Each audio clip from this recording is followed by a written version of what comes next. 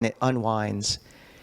So if you just reestablish, awareness in the body, feel how the craving feels and the attraction, you can recollect like all the conditions I'm putting in my life right now are wholesome. All the causes are wholesome right now.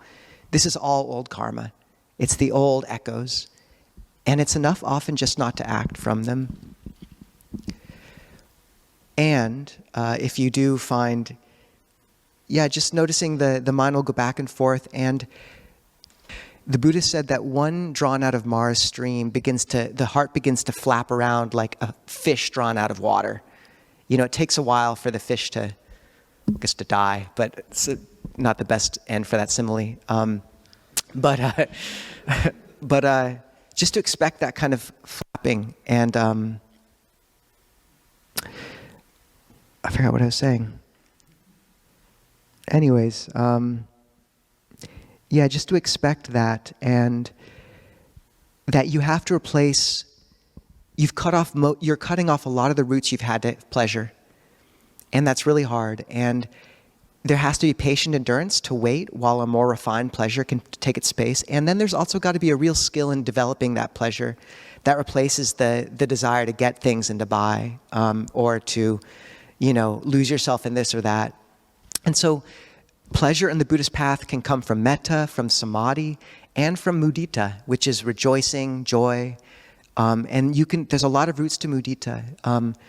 Beauty of a certain kind, say the act of creating a poem as a gift for someone, that's mudita. Having friends over for a dinner, that's mudita. So everything you cut out of your life, for every Netflix subscription you cancel, you need to do one night a week where you invite people over to eat. You have to be very conscious of like feeding the heart, because it's going to miss that. And a lot of the project is giving it health food. And joy should be part of the path. But also the mind will just go to those things often. It's natural. So does that help? Okay, good. If you show up next week with a new watch, we'll forgive you, Hayden. Good. I did just look at what watch you had on, just for the record. Okay. Yeah. Other thoughts? Or questions?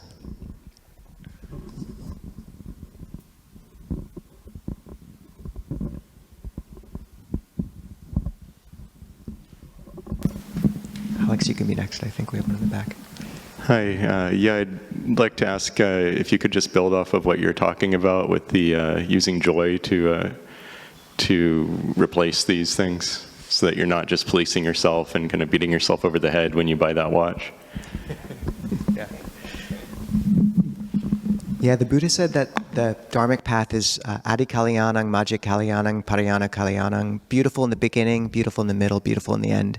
It should be a path of happiness. And a big part of that, first is acknowledging we're giving up coarser pleasures for more refined pleasures. And as your eyes adjust to the new light, it can take a while. So there can be a period where you've given up something and there's a space of scrambling, of wanting to fill it too fast. And you don't give your eyes a chance to adjust to the new light. And that's where a big part of the path really is looking at suffering, patient endurance, and just having faith that things will emerge if you're staying within good, association, if you're practicing. But then what you can cultivate is, a basic meditation practice is essential. 20 minutes in the morning at the very minimum. And once again, sea changes occur in a life around 45 minutes a day and an hour and a half a day. 2 45-minute sessions I find are really useful. But, and if meditation is just feeling really dull, not kind of just buying into the narrative of like, just keep at that same old object until something clicks. Because really, like, there should be some interest in meditation. And if you find one route's just a bit too minimalist and it's not doing much, it just feels dry and a chore, like, start experimenting with some other approaches. Read some other books on how to do breath meditation. Ajahn Jeff, Keeping the Breath in Mind. Ajahn Sucitto, With Each and Every Breath. Shaila Catherine, Wisdom Wide and Deep. Ajahn Brahm. Jhana, something about jhana. I forgot the exact name. And, each of those perspectives, it's all within the theravada realm, so it's not too far afield to increase doubt, but it'll be enough of a new angle that it should enliven the practice again. If you all haven't, who here has tried the nada sound as a meditation object? So it's a subtle ringing right below the auditory landscape. And if you tune into it when you're calm, you'll hear it. There's a book Ajahn wrote online called Inner Listening. It's just brief, 45 pages, quite small, around that, an hour-long read. And that's a profound meditation object. It pairs very well with the breath. The breath will calm you, but the nada sound, it's like the auditory equivalent of the perception of light. And it can bring a lot of joy. So playing with your meditation is a source of joy for people. And cold showers, people. It's really, really helpful, cold water. But that's too refined for most people to replace all of their happiness with. So I would really lean into as strong a foundation as meditating 20 minutes a day is. I'd say equally important is something like make sure you're feeding people once every 2 weeks at the least. Invite people over for a brunch, something, the act of giving. And once again, like maybe you're sort of like caught in this idea of like my current friends aren't quite the Kali Nimitta I wish they were, my refinement of heart is such right now, and there can be all sorts of narratives. The note of giving is so powerful, it'll overwhelm all the other notes people are bringing with them. If you're the host and really holding that act as sacred, the Buddha said there's 6 objects of reverence: Buddha, Dhamma, Sangha, heedfulness training, and receiving guests. I love how he ends with that. So like making that a cornerstone of your life, how can we make that quality sacred again? Going for walks with spiritual friends, subtle shifts like replacing the political podcast you listen to with a Dharma talk when you can, the music you listen to in a gym with the Dharma talk, at least sometimes. And art is a huge source of mudita, creation of art, rejoicing as a gift. So I find I write a poem every month, usually as a gift to someone. And that's a profound act of communion with the world. Healing occurs in relationship, and I think much of what's sacred in our lives is all about relationship, even if it's with the world and the sense of connection. And if you're writing a love poem to the world once a day or something, in the sense of like rejoicing in what's beautiful genuinely, there's a lot of mudita there. And I think that's worth cultivating. It taps into the subconscious in a way that's very powerful. Chanting if you can. There's some very musical chants we have, the Dhammacakkappavattana Sutta, exercise, things like that, going to monasteries. I think those are good things to start with, inviting people over. And that one day a week that you have as your Aposita day, your day of practice, at least in the afternoon, not just cutting off all contact, but rather invite a Kali Nimitta over, a friend, and go for a walk with them, do things like that. That help at all? Okay, thumbs up. Alex, did you still have a question? Okay, either way. Over here, Greg.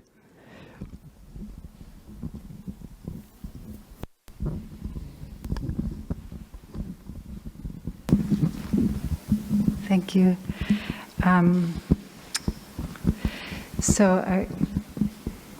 As we're talking about letting go of pleasures, I think about the joy of renunciation, but it's not there with cold showers. With what? Cold showers. So I need a little more convincing about that. So glad someone asked about the cold showers. For me, there's 2 levels of renunciation. There's the sila of simplicity. And that's just the heart settling to its most pure state of good enough. And it's just cleanly, it's just clean. For example, giving up snacking. That's one really good way to work with food. Like you can still have your meals, but just don't snack anymore. The one day a week of meditation, that's the sila of simplicity, the 5 precepts. During that one day a week, the Uposatha day, having 8 hours, holding the 8 precepts, which is a little bit of a push. Like you don't eat in the afternoon, be on some sugar, sleep on a pad on the ground, no entertainment. It adds a little bit of an edge, which is quite useful, actually. Then there's the level of renunciation, which is encompassed by this term in Theravada Buddhism called the Dhutanga practices. And they're kind of, it's called, Dhutanga means to shake out your defilements. And it's like, there's ones about eating once a day, wearing robes, cloth you get from a corpse. If any of you take that one on, let me know. Or don't. No, do. I'll be interested. Sleeping outside in the open air. Going without sleep for a time. And I find those just keep the practice fun, you know? It's a certain kind of fun, but it's kind of important to keep that edge. So for Ajahn Kovilo and myself, fasting works really well. And I actually recommend this if people haven't tried fasting, you know, and granted if you've worked with eating disorders and body image, you do have to be careful about this, but fasting one day a week can be very powerful to give yourself this sense of spacious and a sort of a clean burning energy. You can go without sleep for a little bit.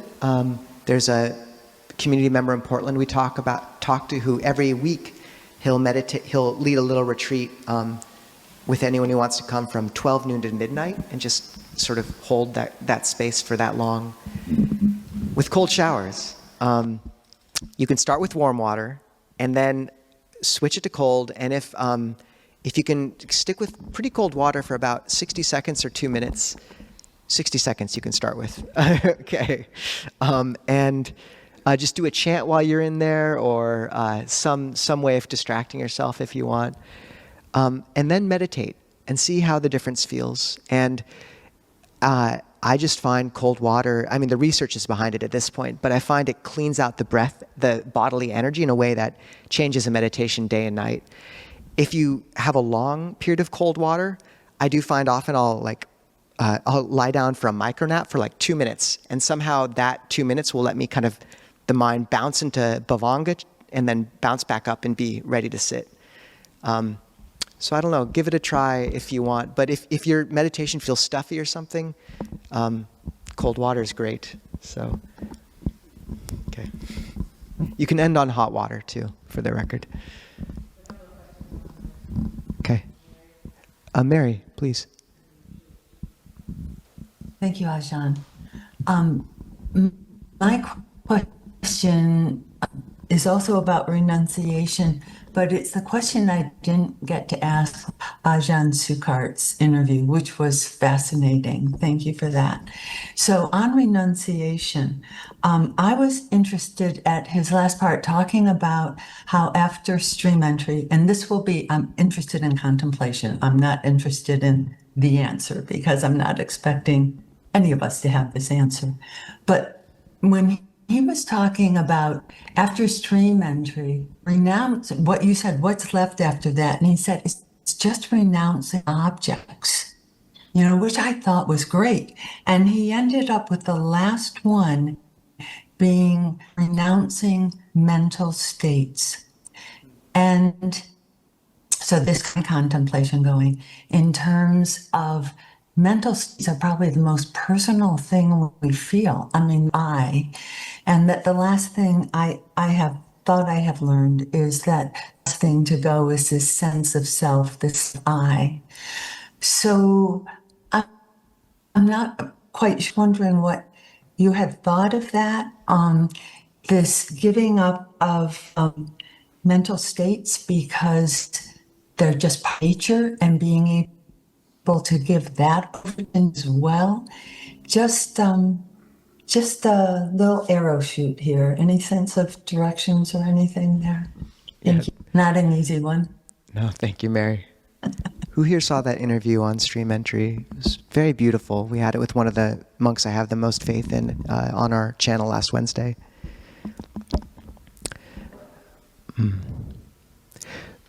So there's these 10 fetters we talk about being relinquished with different levels of enlightenment. And the levels of enlightenment, it sounds very esoteric, but really it's at stream entry, the 3 fetters that drop are doubt, Sakkaya Ditthi, self-view, and attachment to rites and rituals. And those are all fetters of conditioning at the level of social conditioning. Since you've been born, you are, this is my name, this is my gender, this is etc. That's self-view.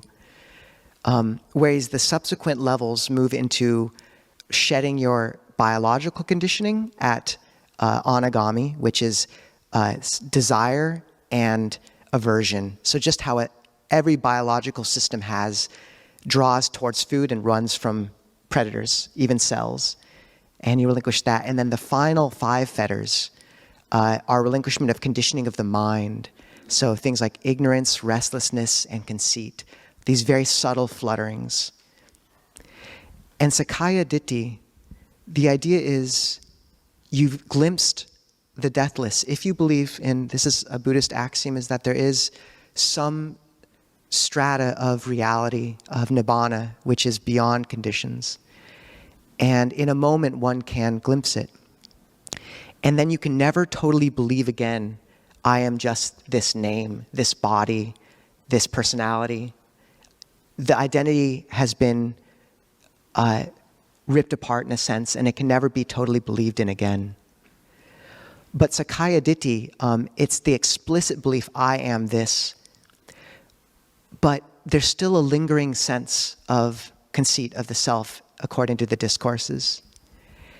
And there's a great sutta with a monk named Venerable Kamaka, and he's on his deathbed, and these other monks come to him and say, do you still believe any of these aggregates of identity, the body, feeling, perception, these usual focal points of what we take as me and mine, any of these are you? And he says, no. And they say, are you enlightened? And he says, no. And they say, how is that if you don't believe any of these are yourself? And he says, just as a flower, you could not tell that the scent came from the petals or from the stamen or from the stem, but even so, a scent would still linger. Though I do not take any of these aggregates as me or mine, nonetheless, the sense of the self still lingers. And he became one of the only monk to become awakened from his own Dharma talk in the suttas.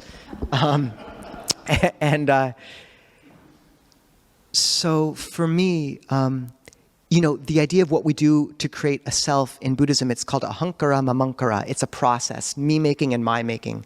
Ahang means I, mama means mine, and kara means to do. It's I doing and me doing. And this sense of clenching again and again, this nucleus of a self that we try to sustain. And important to note is when that's released, you're not left with a cold nothingness. It's something much, much more profound and agile and bright and loving. At least that's how it's embodied in an arahant in this life. But that's how I took Ajahn Suchat's thought there, is though you've relinquished the idea of a self, the mental states remain, and then there comes a point where you have to step back even from those. And at the threshold of awakening, Longtam Mahabua, one of the great forest Ajahns in Thailand, talked about coming to a place where his samadhi was so bright that there was just a nucleus of light and knowing. And he just watched it for days until he saw a slight movement.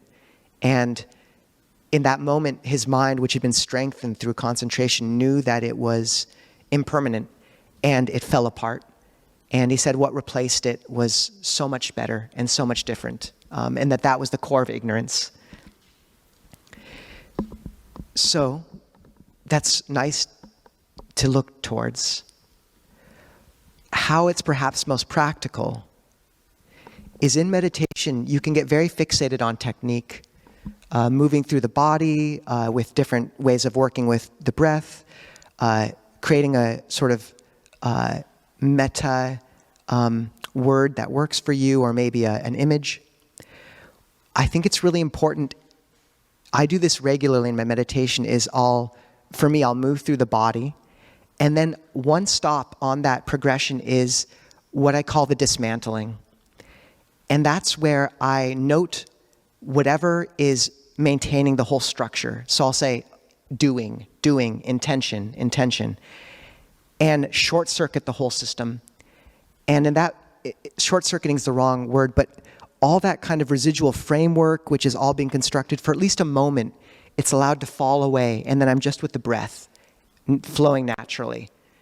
And then after a while, the mind will begin to coalesce again into that same meditation technique. And you can go through it again.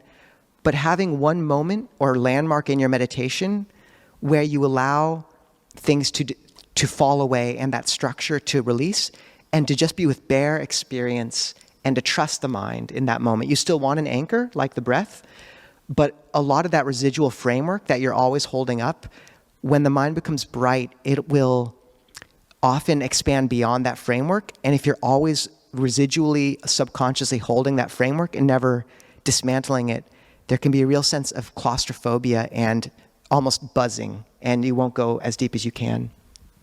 So I think that's just an interesting analog, is that even as we talk about moving through these different fetters towards awakening, release, release, release, until finally you release even the mental state. In meditation, on a much more practical level, notice as you move through these, a refining technique, make sure you have a moment in that progression where you release even the technique, at least every now and again, to its most basic anchoring constituent, like the breath or like the sense of metta, and come to that point. Does that answer your question, maybe, Mary, or at least speak to it? It really does. Okay. And a screen popped up in front of you. Okay. It really does answer. And just one last aspect to this. Others are not in this realm of mental states, are they? They seem to be outside of a mental state. The brahmacharyas are not included in. Say that again, Mary? Are the brahmacharyas included in the mental states? Can you hear me? Yeah, in the mental states that we're talking about? Because they seem to be outside of the sense of self. Or a mental state. They seem to be not. So how does that work? No, it's a great question. The process of deepening concentration and refining the mind is a process of applying the Four Noble Truths. So you come to a more refined mental state, and as initially it's like stepping into a bright room, and it's so bright, it just is light. And often that's actually where we can mistake it for an awakening experience. But then after you've been there and repeatedly come to it, your eyes adjust and you start to notice a little bit of grime in the corner, or maybe you notice that you're actually constantly having to kind of wind the electrical generator that's keeping the light on, or something. There's like something you're doing to make it, and something that is actually a bit coarse about it as the mind acclimatizes. And then you let go of that next stage. You let go of that and come to even a more refined state. So when the Buddha speaks about moving through, say, the formless attainments, you're in this realm of space, and then consciousness, and then nothingness. And the same goes with the Brahma-viharas, these states of loving kindness, like they're very lucid and broad, and among the most refined states of mind a human being can access in this life. And there will come a point where, if you've rested in those enough, it's actually, there's something even more subtle that you can let go of there. And you don't have to worry about that too much, but just if you rest in as refined a state as you can get of concentration or metta, and just wait until you begin to feel like something's unnecessary in it, a bit coarse. The Chinese say it's like drawing legs on a snake. It just feels unnecessary. And then you stop doing that. You stop adding, because you're doing it. You're keeping it going somehow. And you begin to wonder who you're putting on the movie show for. It's just you. And so you stop. And then you step into even a more refined state. And you just keep stepping back until, I think, until you're in a corner, and then the walls blow apart, and then, awakening, apparently, so they say. So the Brahma-viharas still are in that realm, but they're very refined. Thank you so much for the answer and for the time. Thank you. Thank you, everybody. Thank you, Mary. Sid. Oh, okay, good.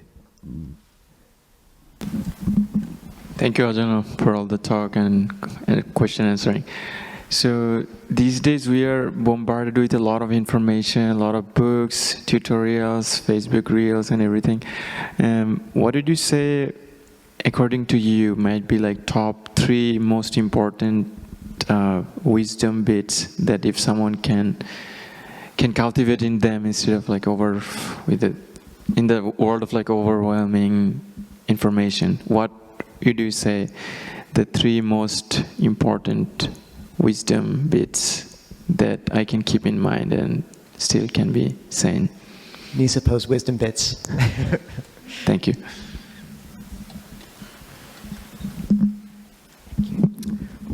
One is just sense restraint, indriya samvara, and really taking that seriously with news. Maybe news isn't your special thing, but with anything, but especially with news. This mantra of I need to stay informed. I really think if people experiment just with pulling back from their news feeds and reading a long form article or 2 once a week and talking to your friends a bit, you'll get all the information you need in order to actually act in a way you can to make a difference. Everything beyond that, I really find, is pretty unnecessary in terms of what you can actually do. And it affects your heart very deeply over time. It really does. So sense restraint and taking that seriously, you know. Have your news day, whatever, but just the other days, can you kind of really understand that the best gift you can give this world, at least in part, is a heart that's bright and happy. And as a practitioner, it's your duty to maintain that.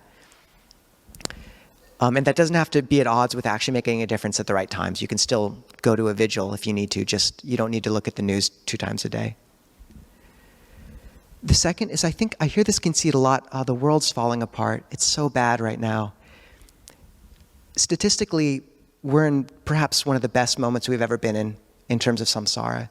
Things are bad, but they always are. And it's not to devalue the suffering that there is, but I do think there's a conceit in like, it's especially bad now. We need to be panicking. And like, you look at the Buddhist time with famine, child mortality, upwards of 50%, wars this way and that, just the number of people dying from famine and war. And, you know, I think just by widening our gaze, that's one word for upekkha, is upa, which means to approach or go over, and ik means to look.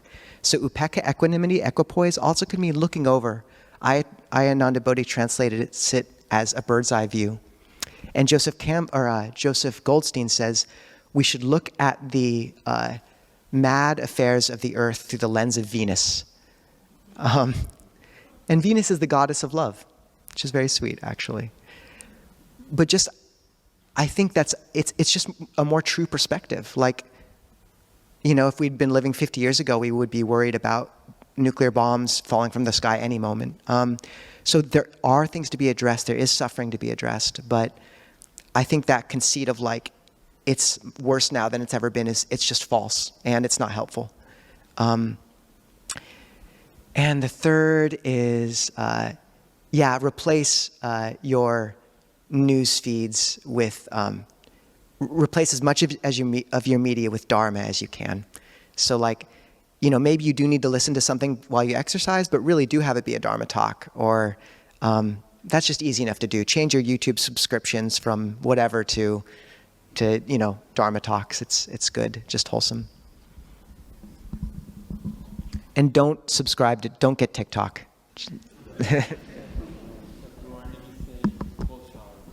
Cold showers, good. I love that. Yeah, good. Yeah, I had to add the cold showers. And I've been trying that out for some time, and but I did have a question about it. And I was talking about asanas also, how the mind really settles for me when I'm in asana or if I'm in a cold shower. I can't help but think of Wim Hof. I guess he meditated a lot after his wife committed suicide. He was getting into some of the coldest places he could find. But anyway, my question is that sense desires to be going towards the heat in order to settle the mind. Is the sense of desires to be what? Going towards the heat? Yeah, I was talking about this with a Kalyana and he said, well, that's sense desires. If you're going into the sauna and finding that it settles the mind, I understand. I don't know. Yeah. I understand. Thank you, John.